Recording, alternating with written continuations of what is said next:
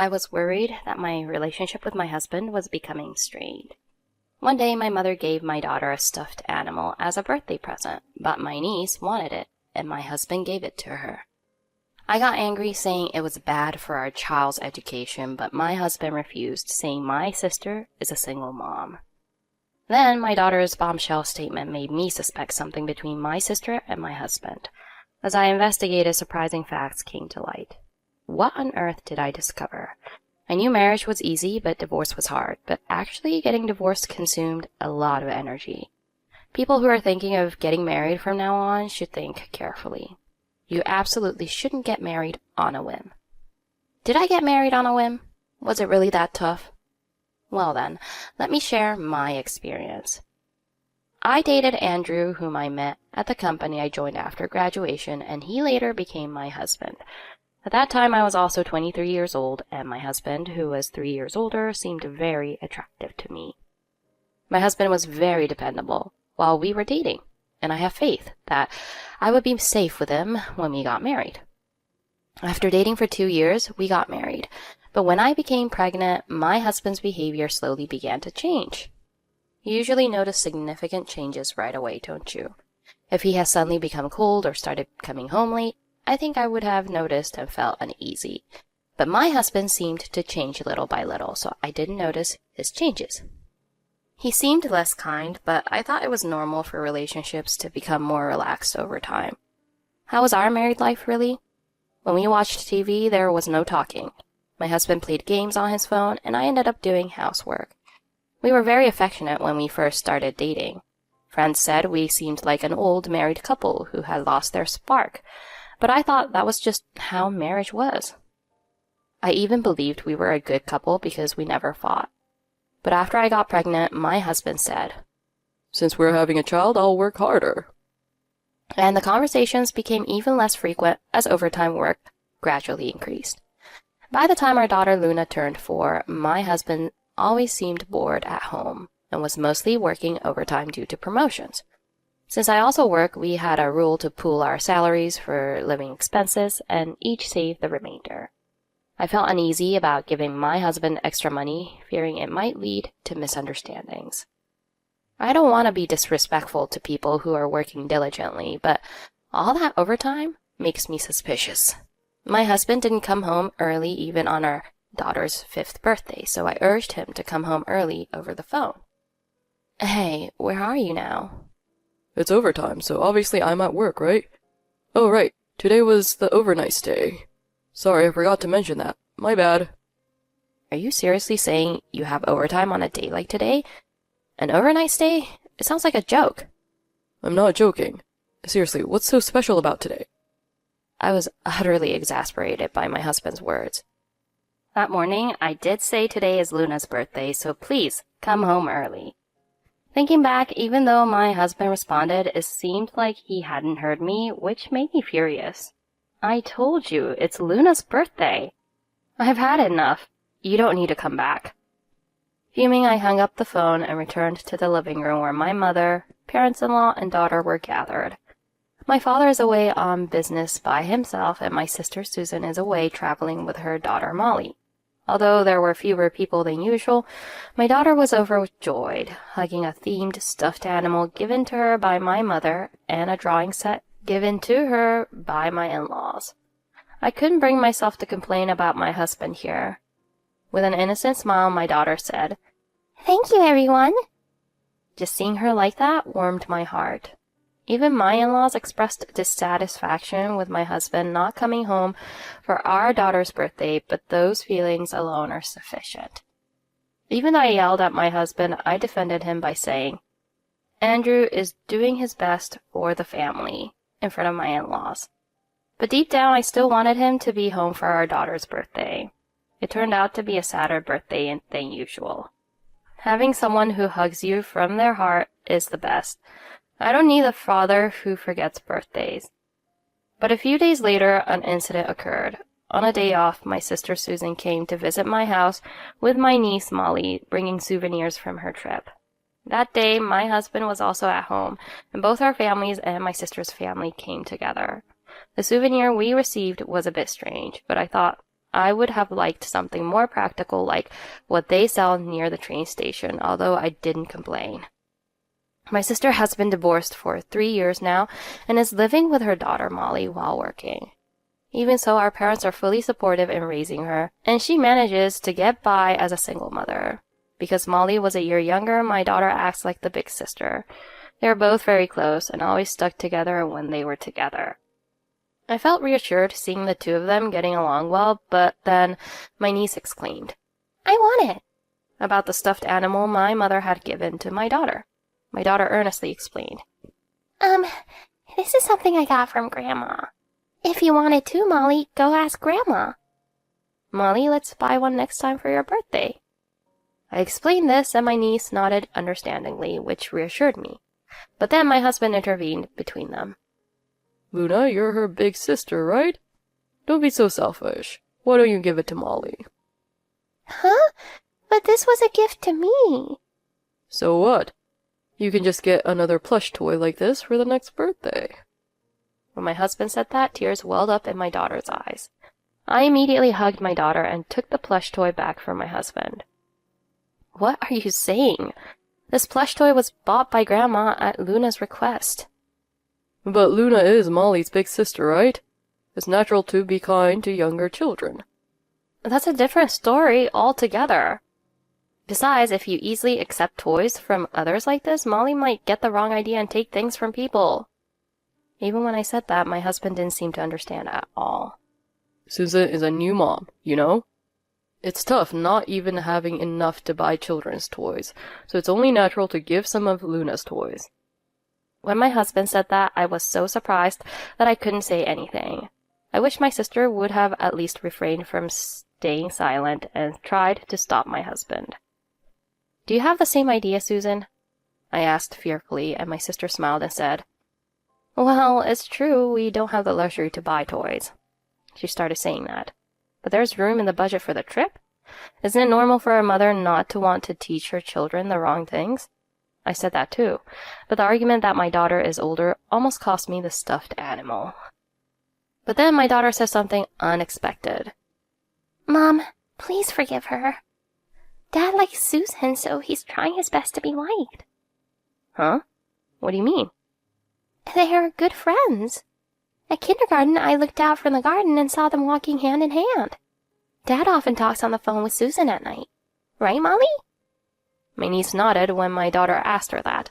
Apparently, when my niece woke up in the middle of the night, my sister was on the phone with someone. It seems that at that moment, she was calling out my husband's name. On our daughter's birthday, when my sister said she was traveling, she actually stayed at a hotel connected to a station near our home. It was discovered that my husband visited her room. "But that's not true, right? We did go on a trip, didn't we?" My sister tried to get my niece to nod her head in a stern voice, but she wouldn't do this. So are the two of them having an affair? When I asked that, my husband and sister turned pale and started making excuses respectively. "No, that's wrong. She's just a kid, so she doesn't understand anything. This is really troublesome." "Yeah, we went on a trip together, so we bought souvenirs too." The more they said, the more suspicious I felt. "I'm sorry, I can't believe this. I'll investigate this myself." Saying that, I packed the bare essentials, hugged my daughter tightly with the stuffed animal, and went back to my parents' house. Kids are so honest, huh? They can't really lie like that. I find it hard to believe that a child would tell such a lie just because it's what the child is saying. It's almost certain that my husband and sister are having an affair, right? When I returned to my parents' home and told my mother everything, she was really surprised. "Wait, Andrew and Susan?" Their reaction was definitely strange. There's absolutely no way there's nothing going on. "But Susan, I just can't believe it all of a sudden." Even I can't believe it. But what do we do now? I said I'd look into it myself, but they'll be on guard. Even if we hire a private investigator now, they might not provide solid evidence, right? As my mother and I pondered our options, my daughter began to say something unexpected again. "Hey, when can I see Molly next?" "I can't promise we can meet right away, but..." "But Molly is my younger sister, you know. It's weird that we can't meet easily. No, that's wrong. Molly is Mom's sister's daughter, so you're not really sisters. I thought it might be a bit early, but I unfolded a piece of paper and explained a simple family tree, complete with pictures. But my daughter looked very confused and said, Huh? But Dad said to Susan on the phone at night, Molly is Dad's child, so it would be bad if it was found out. That means me and Molly are sisters too, right? Hearing my daughter's story, both my mother and I turned pale. I wondered if it was really possible for my daughter to overhear that part of my husband's phone conversation so conveniently. I also thought maybe she misheard. It felt a bit too perfect. But if it were true, it would be the worst. But then a certain person came to mind. It was my sister's ex-husband, Eric, who she divorced 3 years ago. When my sister and he were married, I had exchanged phone numbers with Eric, so I decided to call him. My concern was that Eric is very shy and timid. My sister is strong-willed, so it seemed she married Eric because he was easy to handle. But in the end, I heard they mutually agreed to divorce due to differences in values. When I called, Eric answered immediately. What is it? About Molly. Is there any chance that her father is my husband? Why are you asking this? I don't want to get involved and have Susan hold a grudge against me, so I'm not saying anything. Eric said that and hung up the phone. However, this exchange made it more likely that my husband is indeed Molly's father. It frustrated me that Eric knew something but wouldn't tell me. At that moment, I received a WhatsApp message from my sister. There's no evidence even if you investigate now. Stop misunderstanding and come back. A WhatsApp message like that came and my anger flared even more. Apparently, my sister had also reached out to her mother. Susan, who is usually so confident, is crying and insisting she's innocent. It breaks my heart. Lily, maybe you should reconsider? They told me that, and there was no way I was going to back down. I got stubborn.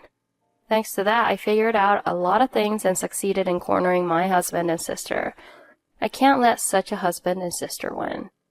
A few days later, I invited my husband and sister to my parents' house. I asked my mother to take care of my daughter and niece upstairs, and since my father had returned from his work assignment, he joined the discussion. First, we decided to hear my husband and sister's side of the story. Lily is making a lot of noise about how we are having an affair, that I'm Molly's father, and so on, taking a joke the kids made at random. Daddy, you need to talk some sense into Lily. We're not in that kind of relationship. I'm busy raising Molly. I don't have time for an affair. Lily, I'm just busy with work. Saying I'm cheating because I'm working late is an insult to my hard work.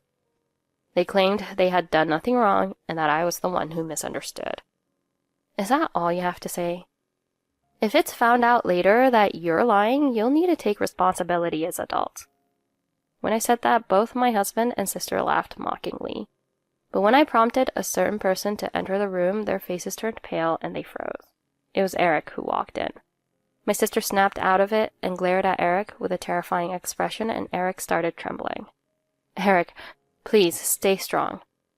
I had to be firm with him, but Eric finally composed himself and took a seat. My father then spoke to Eric gently. Eric, it's been a while. How have you been? It's been a long time. I've been fine, but I haven't forgotten my resentment towards Susan. Resentment? What do you mean? In the past, Susan was intimidating, and I could have rightfully claimed compensation, but I gave up that right and ran away. But the reason I divorced Susan wasn't due to differences in values. It was because Susan was cheating with Andrew. Eric blurts out, causing my sister to become furious. Eric, why are you telling such lies? Correct this right away or you'll regret it later. Eric trembles in fear, holding his head in both hands, and my father immediately intervenes to stop my sister. Stop it. What Susan is doing is extortion. I won't tolerate using fear to retract statements like this. When my father intervened, Susan was left dumbfounded and couldn't argue anymore. Until now, Eric has likely been treated well by my sister. It seems Susan has done something outrageous to you. As a father, I feel sorry. I'm sorry. No, perhaps my fearful demeanor allowed Susan to say such things. You are humble. It's impressive how, despite your fear, you've come this far. A few days ago, Lily came to my house and asked me to protect her daughter. Seeing others like Lily doing their best, it was embarrassing for a man like me to run away. About a week ago, I asked my mother to tell Eric's mother, and through Eric's mother, I arranged to meet at Eric's home. I thought it would be difficult to get his cooperation given his personality, but after persistent efforts, I managed it. Then I took out an envelope from my bag and spread its contents on the table. It was the DNA test results proving that Eric and my niece were not related. I've been worried since Molly was born that she doesn't resemble me at all. It's not difficult to suspect that she might be someone else's son, especially with Susan coming home late every night. When I secretly did the test, it turned out just as I expected. Susan, who is Molly's father? My sister, who was intimidated by my father's stern gaze, couldn't answer his question. Still scared, her face buried. I suspect it might be Andrew's child, but I still don't know who the father is. When Eric looked at my husband, he too couldn't meet his gaze, and his face was buried like my sister's. So I put something on the table. I'm also suspicious about your relationship with Molly. Can you cooperate with the test to clear up this doubt?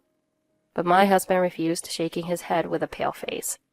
With that attitude, it was as if he himself were saying he was the father. If you have nothing to hide, you should be able to undergo the test. My father shouted, and it seemed like my husband realized he couldn't escape, so he immediately provided a sample. That day we temporarily dispersed. You know the result, don't you? We won't know until we actually see the results, right? It could be another man. 2 weeks later, we gathered at my parents' house minus Eric. My husband and sister looked pale, waiting for their sins to be exposed. Well, I already knew the result, so I felt relieved. The results of the DNA test that I put out on the table proved that my husband and niece were parent and child. This must be some mistake. Lily, did you tamper with something? My husband was making such a fuss, but I coldly denied it. There's no way I could have done that. My father also intervened at my husband's attitude. Didn't I collect the sample right in front of you? How can you accuse Lily of tampering with it? He got angry, and my husband quieted down. Furthermore, I showed my husband a certain document. It was bank account records. Actually, when we first got married, we downloaded a banking app to view each other's savings accounts. But we used different banks, so it got buried in other apps and forgotten. I thought I'd take a look to see my husband's money movements. Then I was surprised to find out that my husband had been sending a large sum of money, $1,000 each month, to my sister. Why did my bank account information leak to you? Did you just sneak into my phone without permission? Look closely, you can see the printouts for the last 3 days, right? Did you forget that when we got married, we installed a banking app that we both use? Oh, I remember that there was a banking app installed that I didn't use and I deleted it. Is this $1,000 possibly child support? It often arrives late like this money, doesn't it? So that's why you only gave around $30 for birthday presents to me and Luna? Even when I asked, my husband just stays silent. I thought it was pointless to talk about it any further, so I decided to end the conversation. Anyway, I'm going to divorce Andrew. And after that, I'm going to claim compensation from Andrew and my sister. Huh? You're saying you'll demand compensation from me, a single mom? After getting involved with someone else's husband?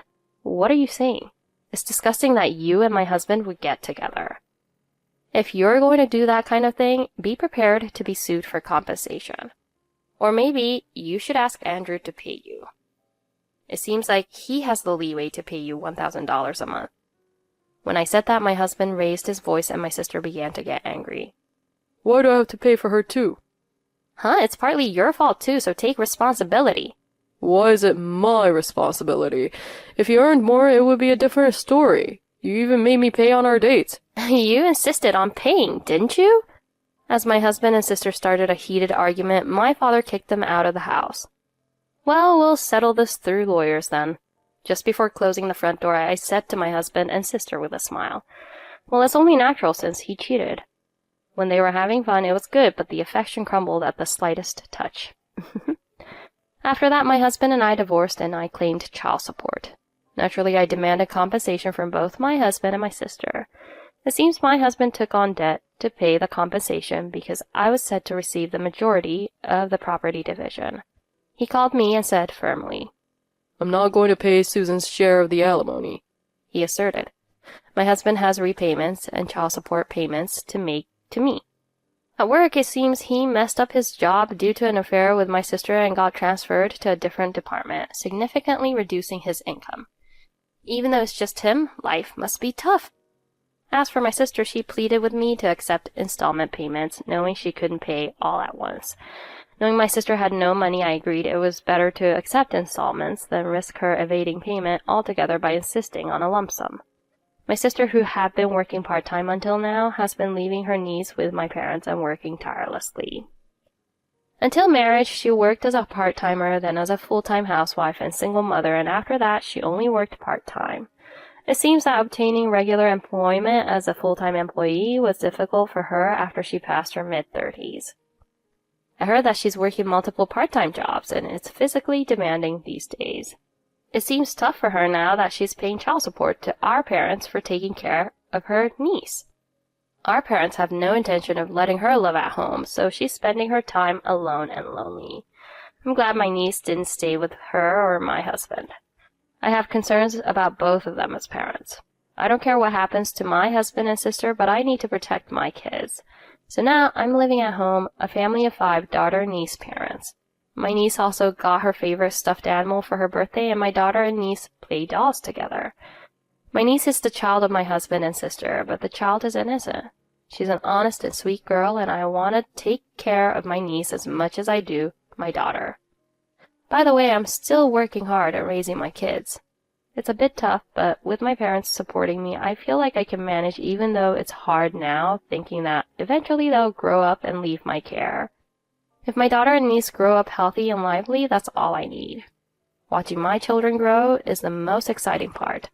Divorce was tough, but it was good to separate properly. Thank you for listening this far. I feel relieved to see the kids happy. Thus, Lily ends her relationship with her husband and sister because they prioritized her sister's child over her own daughter. It's sad to be betrayed by those you consider family.